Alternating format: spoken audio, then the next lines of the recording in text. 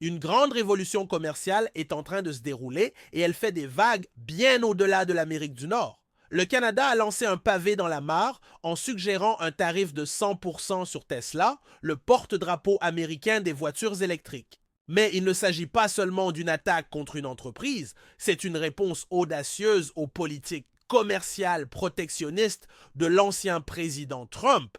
Et si cela va de l'avant, cela pourrait bouleverser tout le marché automobile nord-américain. Ce qui est intéressant, c'est que le Canada ne se contente pas de freiner les voitures électriques américaines. Il déroule le tapis rouge pour les véhicules européens. Ce changement pourrait avoir un impact sévère sur l'industrie automobile américaine, perturbant un partenariat commercial de longue date d'une valeur d'environ 50 milliards de dollars par an dans les voitures et les métaux essentiels comme l'aluminium et l'acier. Pourquoi cibler Tesla? Ce n'est pas simplement une autre marque de voiture, c'est le roi des véhicules électriques américains, détenant 70% du marché. L'application d'un tarif de 100% pourrait augmenter les prix de 5 000 dollars ou plus au Canada, rendant Tesla beaucoup plus difficile à vendre avec des prix plus élevés, ce qui pourrait inciter les acheteurs canadiens à se tourner vers d'autres options, donnant ainsi une belle opportunité aux constructeurs européens.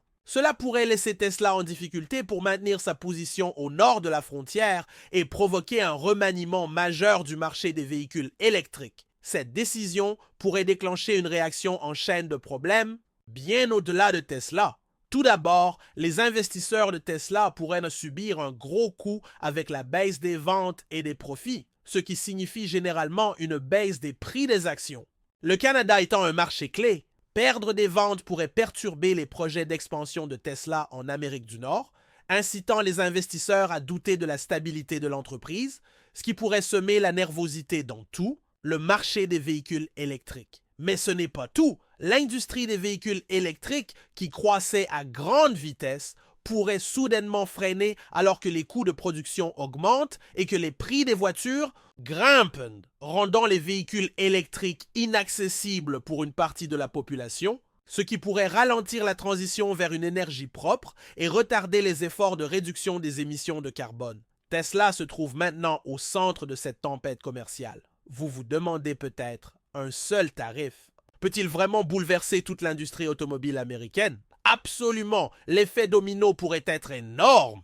Tesla n'est pas simplement une autre entreprise automobile américaine, c'est le visage du mouvement mondial des véhicules électriques. L'entreprise prévoit de vendre plus d'1 million de voitures dans le monde cette année, dont plus de 50 000 au Canada. Mais si le Canada applique ce tarif de 100%, le prix d'une Tesla pourrait s'envoler. Par exemple, une Tesla Model 3, qui coûte actuellement environ 40 000 dollars, pourrait passer à environ 80 000 dollars, un prix bien trop élevé pour la majorité des acheteurs. Et voici le coup de théâtre. Ce n'est pas seulement Tesla qui est en danger. Toute l'industrie automobile nord-américaine pourrait souffrir.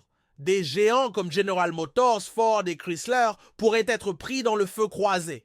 Le Canada produit plus de 2 millions de voitures par an, dont beaucoup sont expédiées directement aux États-Unis. Si cette guerre commerciale s'intensifie, des usines pourraient fermer, laissant des milliers de travailleurs sans emploi et secouant l'ensemble de l'industrie. L'industrie automobile canadienne génère environ 50 milliards de dollars chaque année, mais cette guerre commerciale menace de perturber toute l'économie nord-américaine.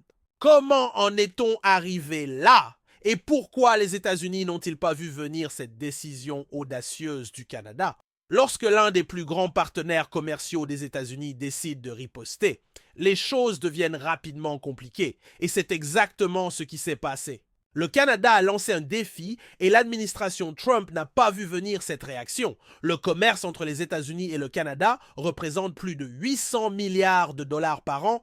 Alors, une somme énorme en jeu, mais au lieu de céder sous la pression américaine, le Canada a riposté en imposant des tarifs de représailles sur les produits américains, en ouvrant de nouveaux marchés et en renforçant ses liens avec l'Union européenne, tout cela pour protéger son économie.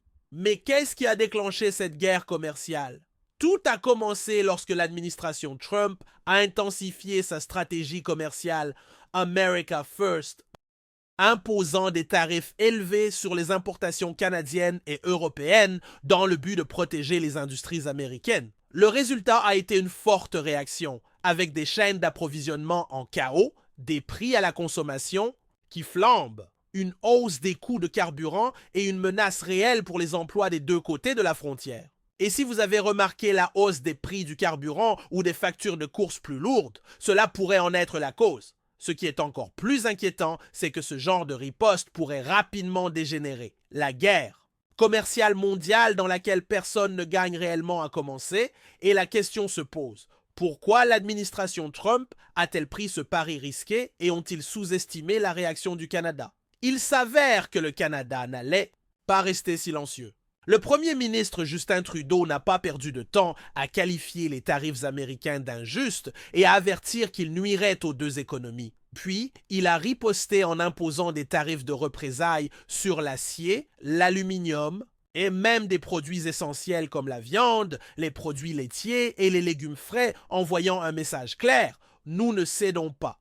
Mais Trudeau ne s'est pas arrêté là. Le Canada a accéléré les accords commerciaux avec l'Union européenne et des pays comme l'Indonésie et l'Équateur, réduisant ainsi sa dépendance au marché américain. Ce n'était pas juste une solution à court terme, mais une stratégie à long terme pour renforcer la position économique du Canada et faire pression sur les États-Unis. Puis est venue la manœuvre stratégique. Le Canada et l'UE ont formé une alliance des minéraux stratégiques, défiant directement la domination de la Chine dans ce secteur crucial. Le Canada et l'Union européenne se sont associés de manière révolutionnaire, cette fois-ci non pas pour les voitures ou la technologie, mais pour le contrôle des minéraux critiques tels que le lithium, le cobalt et le nickel, essentiels pour les voitures électriques, les panneaux solaires et les smartphones.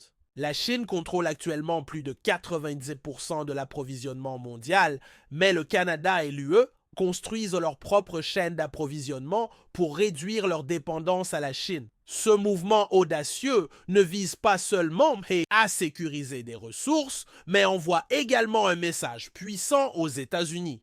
Être à la traîne sur des stratégies commerciales intelligentes, c'est risquer de rater l'avenir de l'énergie. Mais les tensions commerciales entre les États-Unis et le Canada ne sont pas les seuls à perturber les alliances mondiales. L'Europe devient de plus en plus mal à l'aise face aux politiques étrangères imprévisibles de Washington, notamment sous la direction de Trump.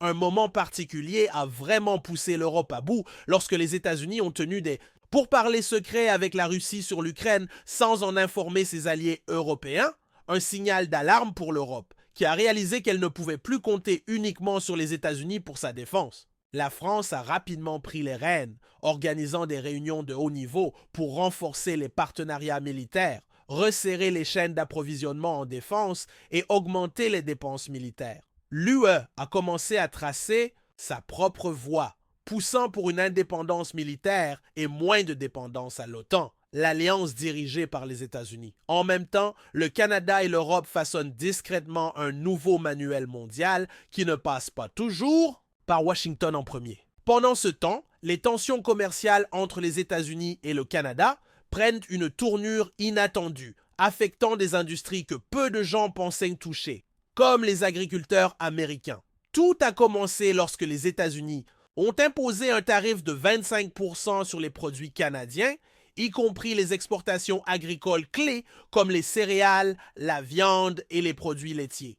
Le Canada a réagi en ciblant les récoltes américaines comme le maïs et le soja, ainsi que la viande, frappant les agriculteurs américains là où cela fait mal. Le résultat a été une explosion des coûts d'exportation pour les agriculteurs américains, rendant la recherche de nouveaux acheteurs presque impossible. Un secteur agricole entier a commencé à ressentir la pression. L'une des industries les plus durement touchées est celle des produits laitiers. Les producteurs laitiers américains, qui dépendaient depuis longtemps du Canada comme principal client, se retrouvent maintenant en grande difficulté financière, car les nouveaux tarifs ont rendu les produits laitiers américains trop chers pour les acheteurs canadiens.